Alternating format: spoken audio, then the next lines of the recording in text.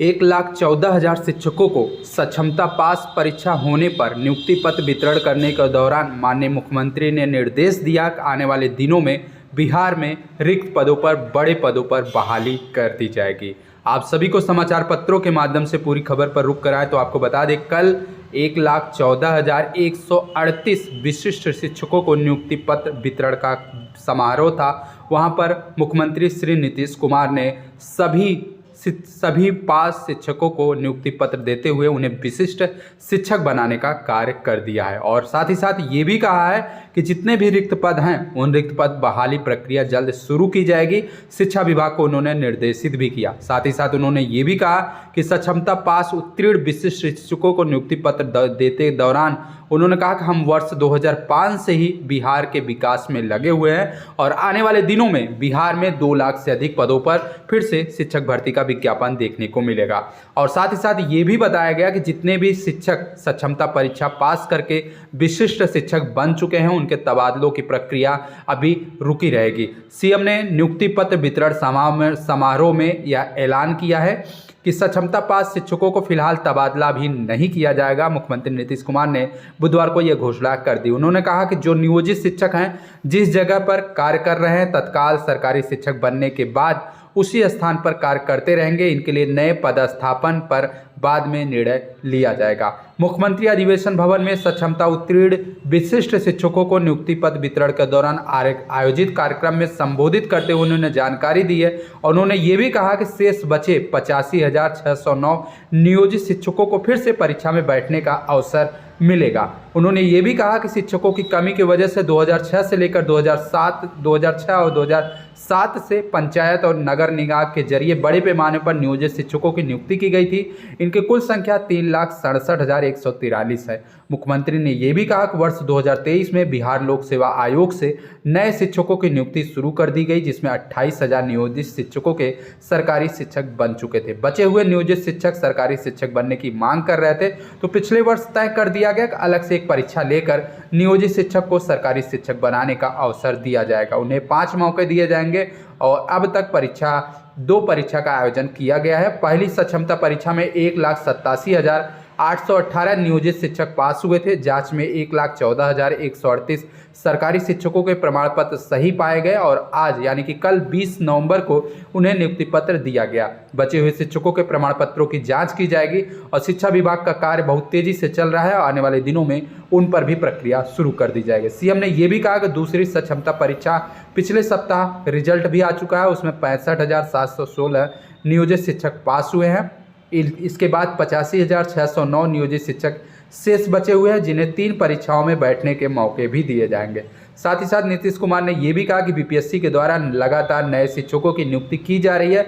वर्ष 2023 में सरकार ने निर्णय लिया था कि अब नए शिक्षकों की नियुक्ति आयोग के माध्यम से की जाएगी और अब तक 2 चरणों में 2,17,272 सरकारी शिक्षकों की बहाली की जा चुकी है, जिन्हें नियुक्ति पत्र भी दिया जा चुका है। तीसरे चरण की नियुक्ति प्रक्रिया चल रही है जिसका रिजल्ट पिछले सप्ताह घोषित हो चुका है और इसमें शिक्षक के नए पदों पर 38,900 अभ्यर्थी सफल घोषित हुए हैं। ऐसे सफल हुए अभ्यर्थियों के प्रमाण पत्रों की जांच करने के पश्चात बाद में इन्हें नियुक्ति पत्र वितरित किया जाएगा। आप सभी को बता दें, बुधवार को पटना सहित 31 जिलों में सक्षमता परीक्षा उत्तीर्ण 1,14,138 विशिष्ट शिक्षकों को नियुक्ति पत्र प्रदान किया गया। इसके अंतर्गत 98,339 प्रारंभिक शिक्षक, 12,524 माध्यमिक शिक्षक और 3,265 उच्च माध्यमिक शिक्षक भी शामिल हैं। मुख्यमंत्री ने सांकेतिक रूप से संध्या कुमारी, रजनीश कुमार, अंजलि रानी, धर्मेंद्र रानी, मेदिनीवाल और धनेश्वर सिंह को नियुक्ति पत्र दिया और चुनाव के पहले 7 जिलों गया, भोजपुर, कैमूर, सीतामढ़ी, शिवहर, वैशाली, मुजफ्फरपुर में नियुक्ति पत्र वितरण पर रोक लगी हुई है। चुनाव के बाद इन जिलों में नियुक्ति पत्र वितरित कर दिया जाएगा। तो ये बड़ी अपडेट है बिहार शिक्षकों के लिए कि जहां पर सक्षमता पास 1,14,000 शिक्षकों को नियुक्ति पत्र दिया गया। बाकी सक्षमता पास के द्वितीय चरण में जितने भी शिक्षक पास हुए हैं उन सभी शिक्षकों को विशिष्ट शिक्षक बनाने के लिए नियुक्ति पत्र वितरण का कार्यक्रम बाद में बिहार सरकार के माध्यम से घोषित किया जाएगा। इसके अलावा जितने भी चयनित शिक्षक हैं, विशिष्ट शिक्षक बने हुए हैं, लगभग उनकी तबादला को रोकने का आदेश माननीय मुख्यमंत्री ने दिया है और ये भी कहा है कि आने वाले दिनों में उनकी प्रक्रिया को और भी सरल बनाते हुए तबादला की प्रक्रिया पूरी की जाएगी। 5 चरणों की सक्षमता परीक्षा के बाद स्थानांतरण करने का फैसला लिया जाएगा। इस प्रकार का निर्देश माननीय मुख्यमंत्री ने दे दिया है। साथ ही साथ ये भी बताया गया है कि नीति में संशोधन को और भी सरल बनाने पर प्रक्रिया चल रही है और उसके बाद स्थानांतरण और पदस्थापन को लेकर आवेदन लिया जाएगा और जो शिक्षक अभी जहां पर ड्यूटी कर रहे हैं वो अभी तक ड्यूटी करते रहें, भविष्य में उनके लिए प्रक्रिया शुरू की जाएगी। एक साथ सभी सक्षमता पास नियोजित शिक्षकों को विशिष्ट शिक्षक बनाने के बाद तबादला और पदस्थापन की प्रक्रिया एक साथ पूरी की जाएगी। इस प्रकार का निर्देश माननीय मुख्यमंत्री ने शिक्षा मंत्री को दे दिया है। इसके अलावा अगर बात करें तो हाईकोर्ट के माध्यम से भी एक बड़ी अपडेट निकल के आई है कि शिक्षकों के स्थानांतरण और पदस्थापन पर तत्काल प्रभाव से रोक लगाते हुए पटना हाईकोर्ट ने राज्य सरकार को 3 सप्ताह के अंदर नीति स्पष्ट करने का निर्देश भी दे दिया। न्यायाधीश प्रभात कुमार सिंह की सिंगल बेंच ने मंगलवार को इस मामले पर सुनवाई भी की है। इस संबंध में वरिष्ठ अधिवक्ता ललित किशोर ने कोर्ट को बताया कि राज्य सरकार ने शिक्षकों को निर्देशित किया था कि 22 नवंबर तक स्थानांतरण और पदस्थापन के लिए विकल्प दे दें। राज्य सरकार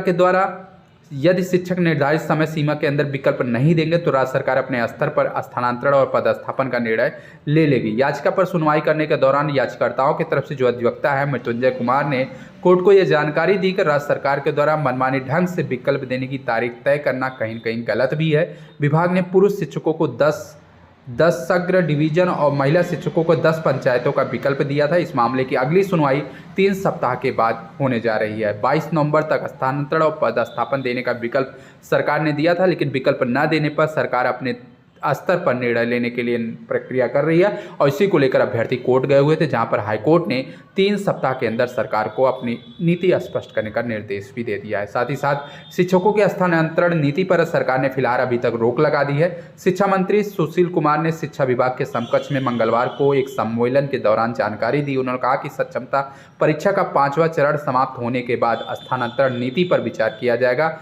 और जरूरत पड़ने पर तो नीति को संशोधित भी किया जाएगा। शिक्षा मंत्री ने कहा कि शिक्षकों और उनके संगठनों की मांग पर सहानुभूतिपूर्वक विचार करने के बाद सरकार ने स्थानांतरण नीति पर फिलहाल रोक लगा दी है। इससे परेशानी ये हो रही थी कि जो लोग सक्षमता परीक्षा देने वाले हैं उनके साथ कहीं न कहीं अन्याय भी हो जाएगा। यह तय किया गया कि सक्षमता परीक्षा के सभी 5वें चरण के पूरा होने पर स्थानांतरण नीति को लागू नहीं किया जाएगा।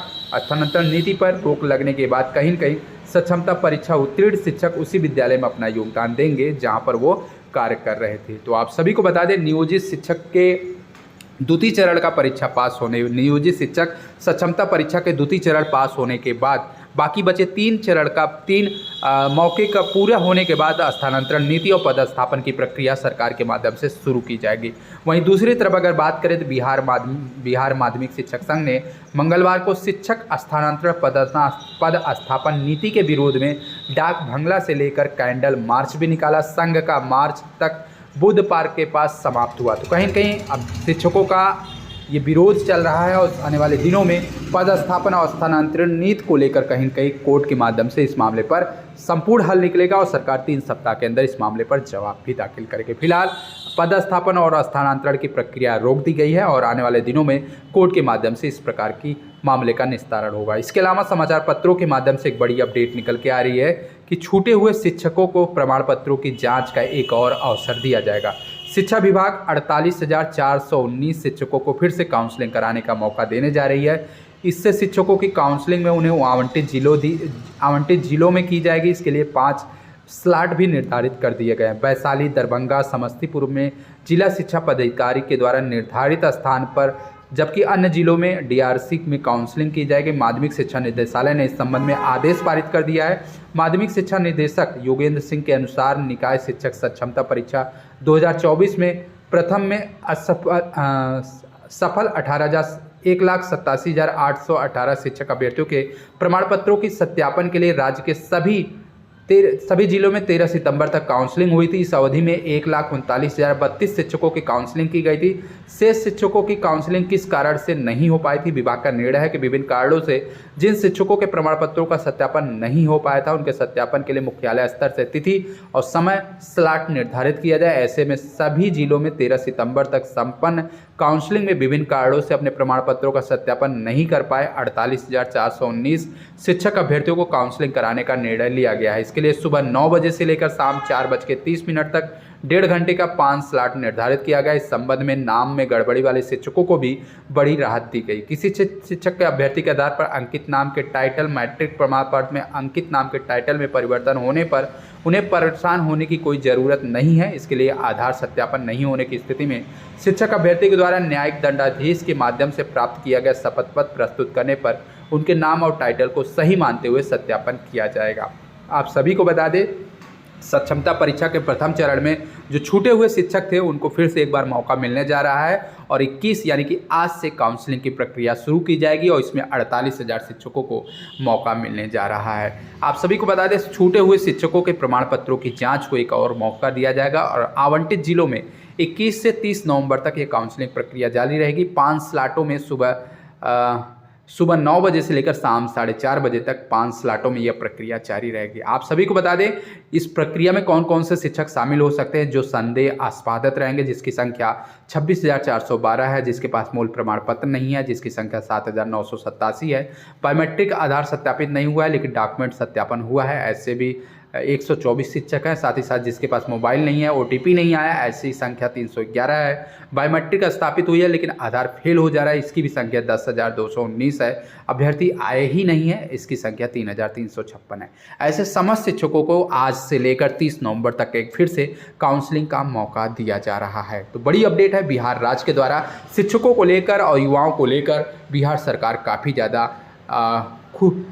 ज़्यादा प्रयास कर रही है कि अधिक से अधिक शिक्षकों का चयन हो सके। इसके लिए अधिक से अधिक राहत देने के फैसला भी कर रही है। तो आने वाले दिनों में सक्षमता पास होने वाले प्रथम चरण और द्वितीय चरण के जो भी नियोजित शिक्षक हैं उनको आने वाले दिनों में बड़ा मौका मिल सकता है। बाकी जो प्रथम चरण और द्वितीय चरण में सफल नहीं हो पाए हैं नियोजित शिक्षक, उन्हें बाकी 3 मौके और भी मिलेंगे जिसमें वो बैठ करके सक्षमता परीक्षा पास करके विशिष्ट शिक्षक बनने का सपना सच कर सकते हैं। तो उम्मीद करते हैं वीडियो काफ़ी महत्वपूर्ण होगी, तो वीडियो को शेयर कर दीजिएगा। चैनल के माध्यम से बिहार शिक्षक भर्ती से जुड़ी सभी सूचनाएं आपको मिलती रहेगी। धन्यवाद।